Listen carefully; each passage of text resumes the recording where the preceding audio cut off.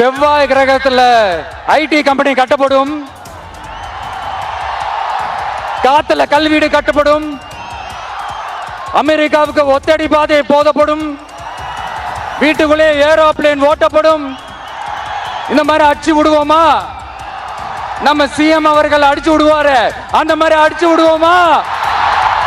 தமிழன் என்று சொல்லடா, தலை நிமிர்ந்து நில்லடா. வடிவேல் சார் இந்த எம்டி பாக்கெட்டை எடுத்து இப்படி காட்டுவார் தெரியுமா? அந்த மாதிரிதான் ஒவ்வொரு வாக்குறுதியும் படிச்சுட்டு அந்த எம்டி பாக்கெட்டை இப்படி நம்ம காட்ட வேண்டியதுதான். திமுக எம்எல்ஏவுக்கு சொந்தமான ஒரு மருத்துவ கல்லூரியில் நடைபெற்ற கிட்னி திருட்டு.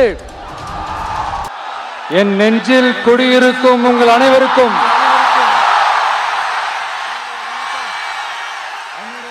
என்னுடைய வணக்கம்.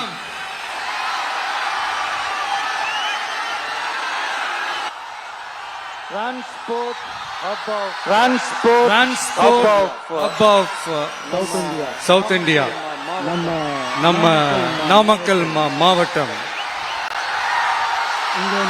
இங்க நீங்க பாத்தீங்கன்னா இந்த லாரி பாடி கட்டுற தொழிலிருந்து இன்னும் நிறைய தொழில்கள் செய்யற ஊரும் நம்ம நாமக்கல் ஊர் தான். அது மட்டும் இல்ல, நாமக்கல் மாவட்டத்தோட இந்த முட்டை உலகமும் கூட ரொம்ப ஃபேமஸ். எக் சிட்டின்னு கூட கூப்பிடுவாங்க. அது மாதிரி தமிழ்நாட்டு மக்களுக்கு இந்த சத்தான உணவு முட்டை கொடுக்கிற ஊர் மட்டும் இல்ல, தமிழ்நாட்டு மக்களுக்கு உணர்ச்சி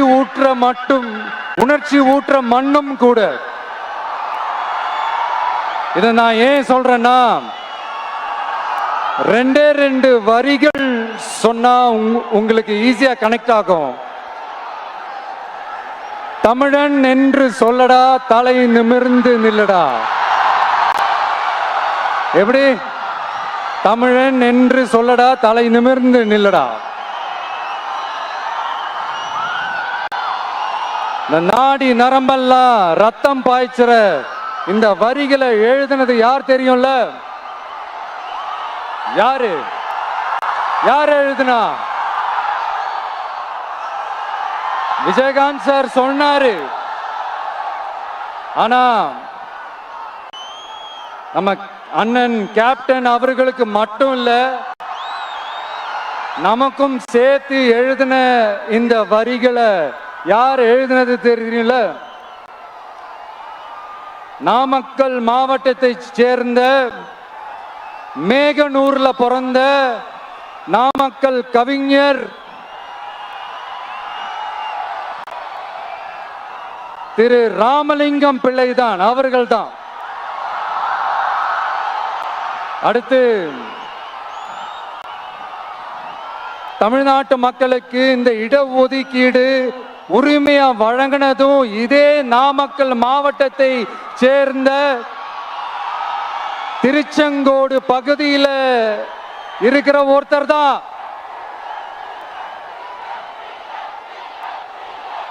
நம்ம சென்னை மாகாணத்தோட முதலமைச்சரா இருந்த சுப்பராயன் அவர்கள். அவர்தான் அந்த மாபெரும் மனிதர். மக்களுக்கு இடஒதுக்கீடு உரிமைய வழங்கினதுல இவருக்கு மிகப்பெரிய ஒரு பங்கு ஒன்று இருக்கு. அதுதான் இந்த கம்யூனல் GO 1071 அதை கொண்டு வந்து பட்டியலின மக்களுக்கும் பிற்படுத்தப்பட்ட மக்களுக்கும் இத வழங்கினார். அதனாலதான் அவரு முதலமைச்சரா பதவியேற்றதுக்கு அப்புறம் முதல் தமிழர் அப்படின்ற அந்த பெருமையோட சொன்னது மட்டும் இல்லாம இதே நாமக்கல்ல அவருக்காக ஒரு மணிமண்டபம் கட்டுவோம்னு வாக்குறுதி நம்பர் 456 கொடுத்தது யாரு?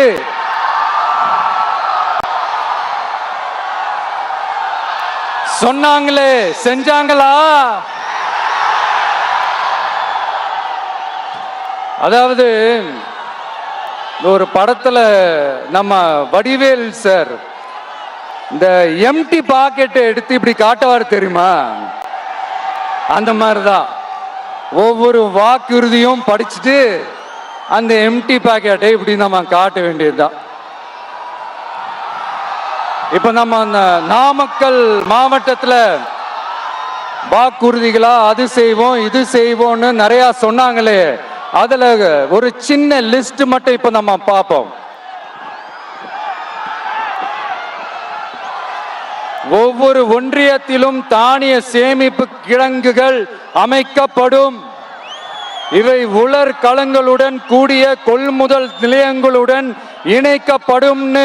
வாக்குறுதி நம்பர் 50.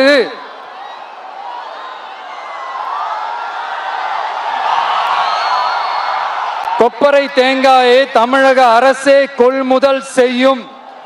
அதிலிருந்து தேங்காய் எண்ணெயை உற்பத்தி செய்து நியாய விலை கடைகள் மூலம் விற்பனை செய்ய நடவடிக்கை எடுக்கப்படும். வாக்குறுதி நம்பர் 66.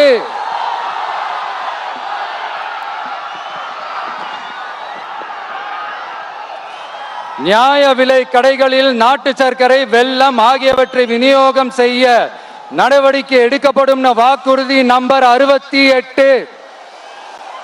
அரசு ஊழியர்கள் மற்றும் ஆசிரியர்களுக்கு மட்டும் இல்ல, போக்குவரத்து ஊழியர்களுக்கும் பழைய ஓய்வூதிய திட்டம் செயல்படுத்தப்படும். வாக்குறுதி நம்பர் 152. இதெல்லாம் சொன்னாங்களே, செஞ்சாங்களா? இப்ப நம்ம நாமக்கல் மாவட்டத்துக்கு வருவோம்.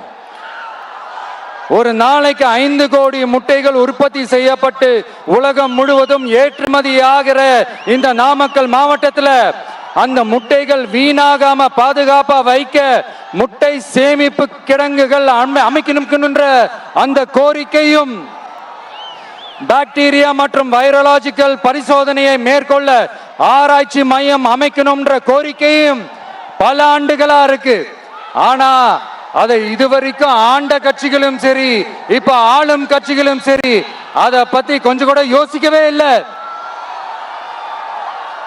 அப்புறம் திமுக எம்எல்ஏவுக்கு சொந்தமான ஒரு மருத்துவ கல்லூரியில் நடைபெற்ற கிட்னி திருட்டு, அதுதான் நாடறிஞ்ச விஷயமாச்சு. அதை நான் திருச்சியிலே பேசியிருந்தேன். ஆனா அதுல நம்ம நாமக்கலை சேர்ந்தவங்க தான் அதிகமா பாதிக்கப்பட்டிருக்கிறதா சொல்றாங்க. அதிலும் குறிப்பா விசைத்தறியில் பணிபுரியும் ஏழை பெண்களை குறிவைத்து அந்த கிட்னி திருட்டு நடந்திருக்குன்னு சொல்றாங்க.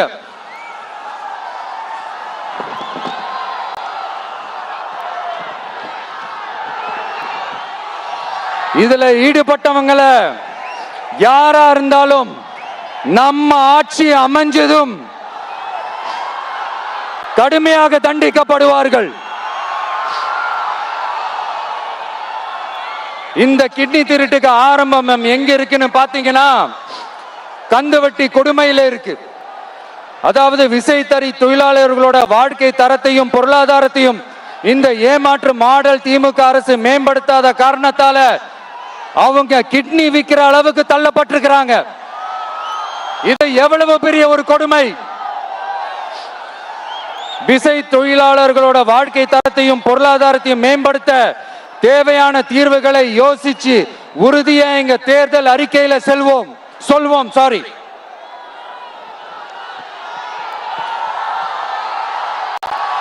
நான் இந்த சுற்றுப்பயணத்துல எல்லா ஊருக்கும் போகும்போது ஒரே விஷயத்தை தான் மக்கள் ரிப்பீட்டடா நம்ம கிட்ட சொல்றாங்க. அடிப்படை சாலை வசதி, குடிக்க நல்ல குடிநீர், ஒரு நல்ல மருத்துவ வசதி இல்ல, நல்ல டாக்டர்ஸ் இல்ல, பெண்கள் பாதுகாப்பு.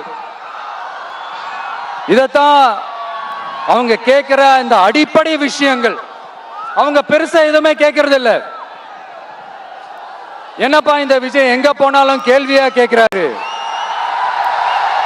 இவர் வந்தா என்ன செய்வாருன்னு கேட்டதுக்கு 2 இடத்துல அதுக்கான விளக்கத்தை ஒண்ணு சொன்னோம்.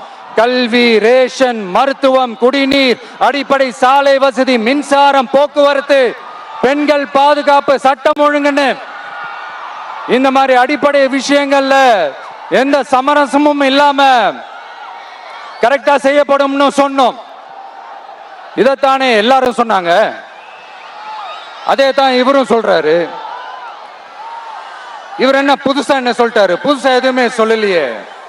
ஐயா, அரசியல் மேதைகளே, பெரியவங்களே, ஒரு மனுஷனுக்கு சாப்பிடறதுக்கு நல்ல சோறு, படிக்கிறதுக்கு நல்ல கல்வி, குடிக்கிறதுக்கு நல்ல குடிநீர், அவனை பார்த்துக்கிறதுக்கு நல்ல மருத்துவ வசதி, வேணுங்கிற இடத்துக்கு போயிட்டு வர்றதுக்கு நல்ல போக்குவரத்து, அதுக்கான சாலை வசதி, பாதுகாப்பான ஒரு வாழ்க்கை, இதுதானே ஒரு மனுஷனுக்கு அடிப்படை தேவை.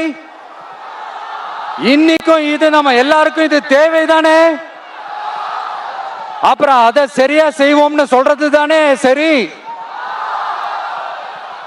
அதனாலதான் சொன்னோம், எது நடைக்கு சாத்தியமோ, எது உண்மையோ அதை மட்டும் தான் சொல்லுவோம், அதை மட்டும் தான் செய்வோம். இந்த திமுக மாதிரி பொய்யான வாக்குறுதிகளை எப்பவுமே கொடுக்க மாட்டோம்.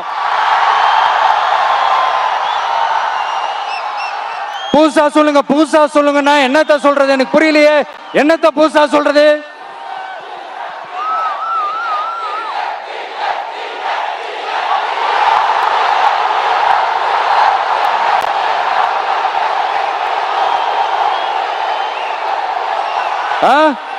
புதுசா என்னப்பா சொல்றது? செவ்வாய் கிரகத்துல ஐடி கம்பெனி கட்டப்படும், காத்துல கல்வீடு கட்டப்படும், அமெரிக்காவுக்கு ஒத்தடி பாதை போதப்படும், வீட்டுக்குள்ளே ஏரோப்ளேன் ஓட்டப்படும். இந்த மாதிரி அடிச்சு விடுவோமா? நம்ம சிஎம் அவர்கள் அடிச்சு விடுவாரு, அந்த மாதிரி அடிச்சு விடுவோமா?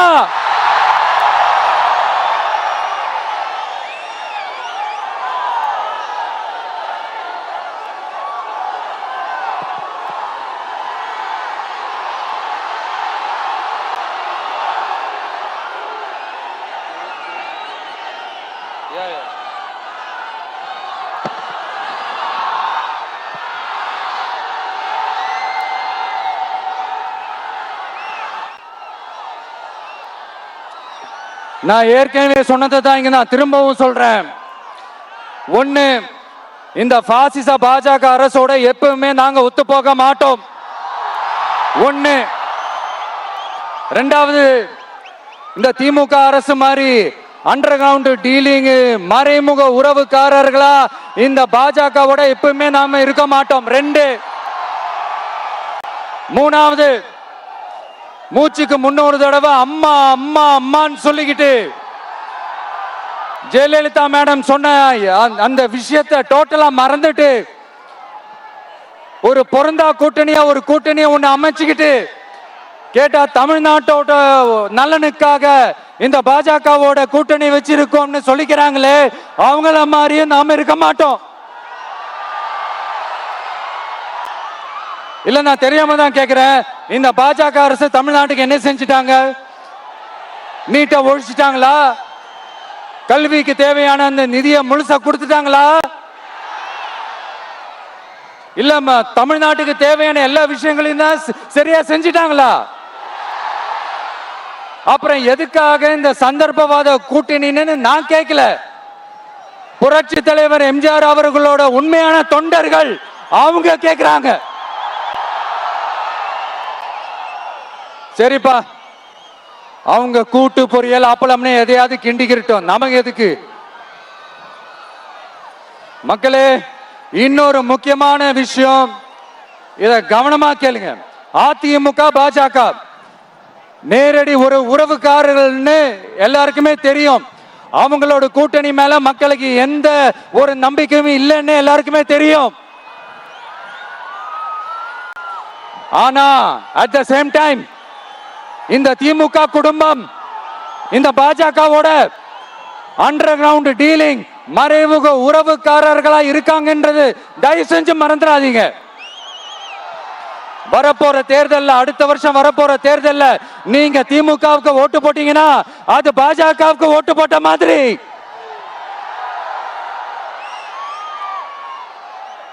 வெளியில அடிச்சுக்கிற மாதிரி அடிச்சுப்பாங்க, ஆனா உள்ளுக்குள்ள வேணாம் மக்களே, ஜாக்கிரதை, யோசிங்க.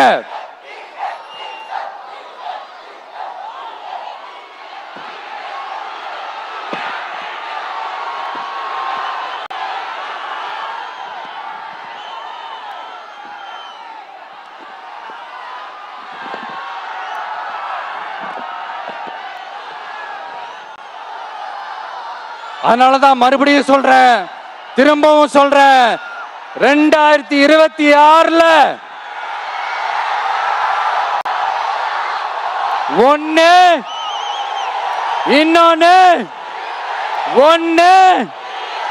இன்னொன்னு அதாவது ஒன்னு மாபெரும் மக்கள் சக்தி கொண்ட எளியோரின் குரலா இருக்கிற களத்துல இருக்கிற டிவிக்கு, இன்னொன்னு கொள்கை என்ற பேர்ல மக்களை ஏமாத்திக்கிட்டு கொள்ளையடிச்சுக்கிட்டு தமிழ்நாட்டை ஏமாத்துற இந்த டிஎம்கே. இந்த ரெண்டு பேருக்கு நடுவுல தான்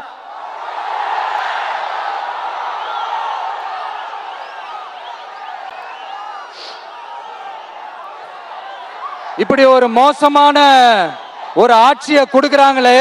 இந்த திமுக அரசு மறுபடியும் ஆட்சிக்கு வரணுமா? உங்க உண்மையான மக்களாட்சி, மனசாட்சி உள்ள மக்களாட்சி, உங்க நம்ம டிவிக்கு மறுபடியும் ஆட்சி அமைக்கணுமா? சாரி, இப்ப ஆட்சி அமைக்கணுமான்னு கேட்டேன். சாரி.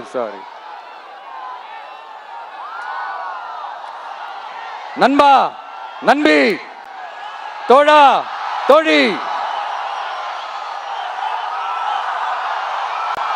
என் மேல இவ்வளவு நம்பிக்கை வச்சிருக்கிறீங்களா? என்ன இவ்வளவு நம்புறீங்களா? பார்த்தலாம், ஒரு கை பார்த்தலாம். சத்தியமா சொல்றேன், நானும் ஒரு 2-3 வாரத்துக்கு முன்னாடி என்னமோ ஏதோ நினைச்சேன். பார்த்தலாம், சத்தியமா பார்த்தலாம். கான்பிடண்டா இருங்க மக்களே, நல்லதே நடக்கும், வெற்றி நிச்சயம். மீண்டும் சந்திக்கும் வரை நன்றி, வணக்கம்.